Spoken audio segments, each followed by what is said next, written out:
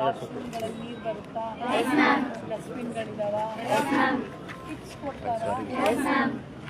ಸುಮ್ಮನೆ ಎಲ್ಲ ಕೊಲೆ ಬಸ್ತಾರ? ಯಾವಾಗ ಕೊಡ್ತಾರೆ? ಕಂಪಲ್ಸರಿ ಕೊಡ್ತಾರೆ. ಹೆಲ್ತ್ ಚೆಕಪ್ ಮಾಡಿಸ್ತಾರಾ? ಕಂಪಲ್ಸರಿ ಮಾಡಿದಾರಲ್ಲಪ್ಪ. ಕಂಪಲ್ಸರಿ ಮಾಡಿದ್ದಾರೆ. ಪ್ರೆಗ್ನೆಂಟ್ ಆಗಿರ್ತಾರೆ, ಗೊತ್ತೇ ಇರೋದಿಲ್ಲ. ಡೆಲಿವರಿಗೆ ಹೋಗ್ಬೇಕಾದ್ರೆ ಗೊತ್ತಾಗುತ್ತೆ ಹಾಸ್ಟೆಲ್ ವಾರ್ಡನಿಗೆ. ಅದರಿಂದ ಕಂಪಲ್ಸರಿ 3 ಮಂತ್ಸಿಗೆ ಒಂದ್ಸಲ ಹೆಲ್ತ್ ಚೆಕಪ್ ಇದೆ. ತಪ್ಪಲ್ಲ, ಕರೆಕ್ಟ್, ಗೊತ್ತಾಯ್ತಾ? ಅದಲ್ಲದೆ ನೀವು ನ್ಯೂಟ್ರಿಷನ್ ಡಿಫಿಷಿಯನ್ಸಿ ಇರ್ಬೋದು. ಒಳ್ಳೆ ಹಾಸ್ಟೆಲ್ ಮಕ್ಕಳು ಯಾರಾದ್ರೂ ಒಬ್ಬರನ್ನ ಕರೆಕ್ಟಾಗಿ ಏನು ಅಡುಗೆ ಎಲ್ಲ ಊಟ ಮಾಡೋಣ, ಹೆಂಗೆ ಮಾಡಿರ್ತಾರೆ ನೋಡೋಣ. ಟೇಸ್ಟಿ ಇರ್ತೈತಾ?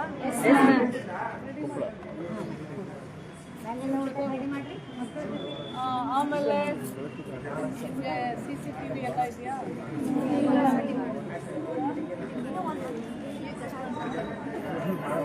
ಸ್ವಂತ ಹಾಸ್ಟೆಲ್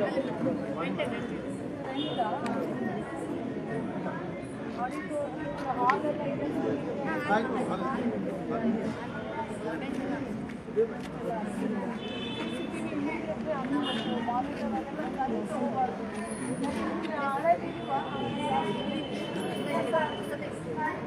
ಹಳೆ ಹಾಸ್ಟೆಲ್ ಹೊಸದೇ ಹಾಸ್ಟೆಲ್. ಸೊ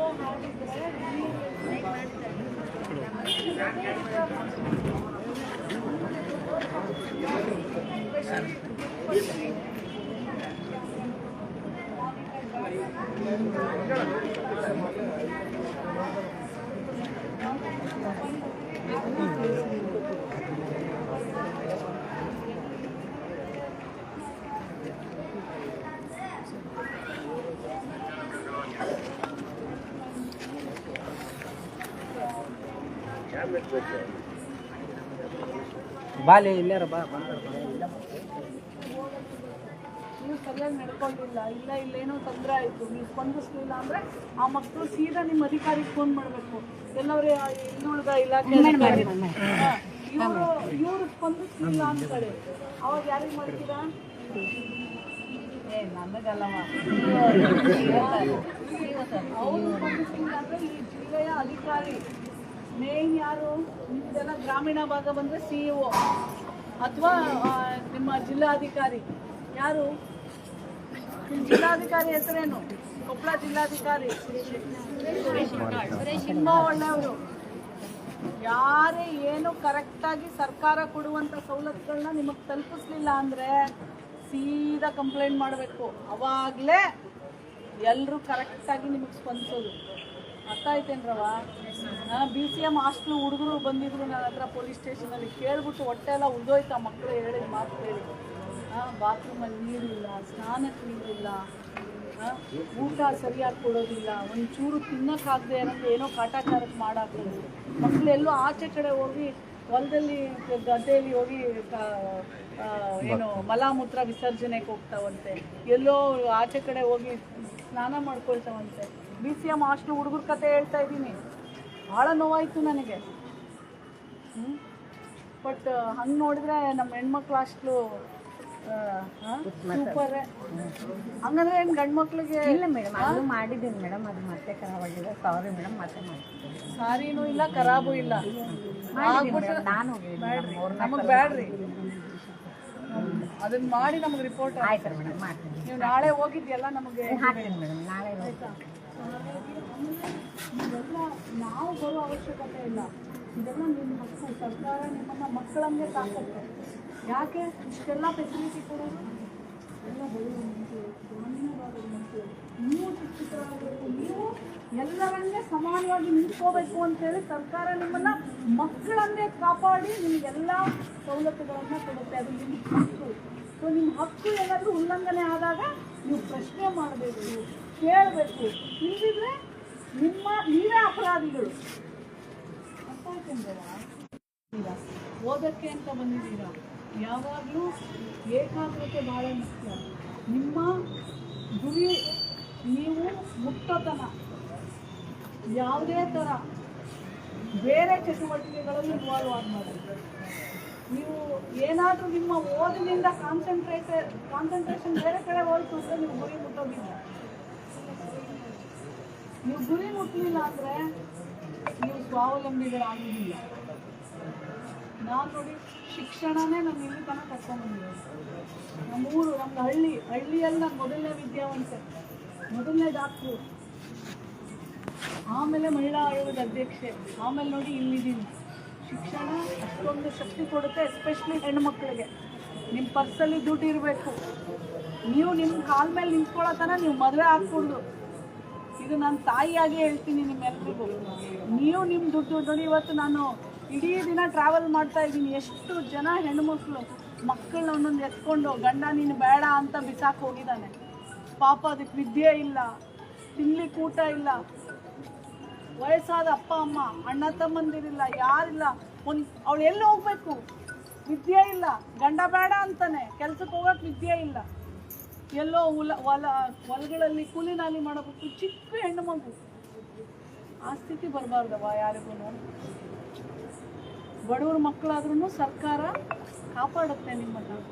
ಸರ್ಕಾರ ನಿಮಗೆ ನೋಡಿ ಹಾಸ್ಟೆಲ್ಸ್ ಎಲ್ಲ ಫ್ರೀ ಹಾಸ್ಟೆಲ್ಸ್ ಕೊಟ್ಟು ನಿಮಗೆ ಓದಿಸುತ್ತೆ, ಕಡಿಮೆ ದುಡ್ಡಲ್ಲಿ ಎಲ್ಲನೂ. ಹಾಗಾಗಿ ಅಪ್ಪ ಅಮ್ಮನೂ ಎಷ್ಟು ಕಷ್ಟಪಟ್ಟು ನಿಮ್ಮನ್ನು ಕಳಿಸ್ತಾರೆ.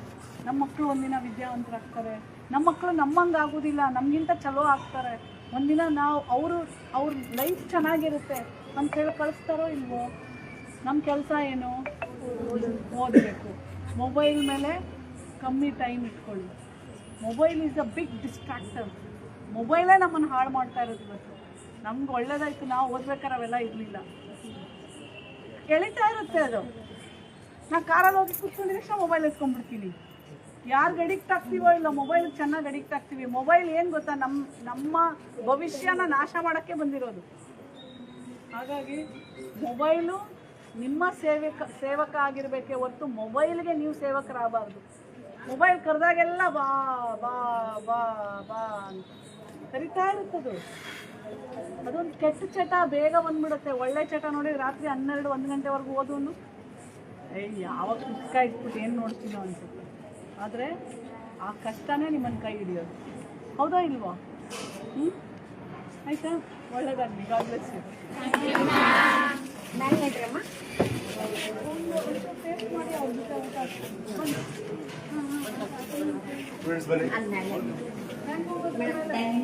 ಡೈನಿಂಗ್ ಹಾಲ್ ಇದೆ ಅಲ್ವಾ?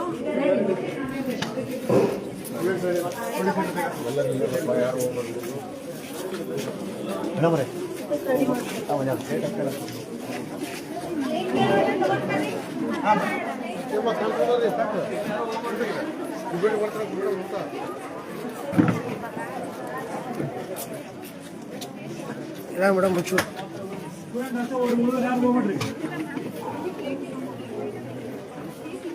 ಅಷ್ಟೇ ಉಳಿದ್ರೆ ಬೇಡ್ರಿ.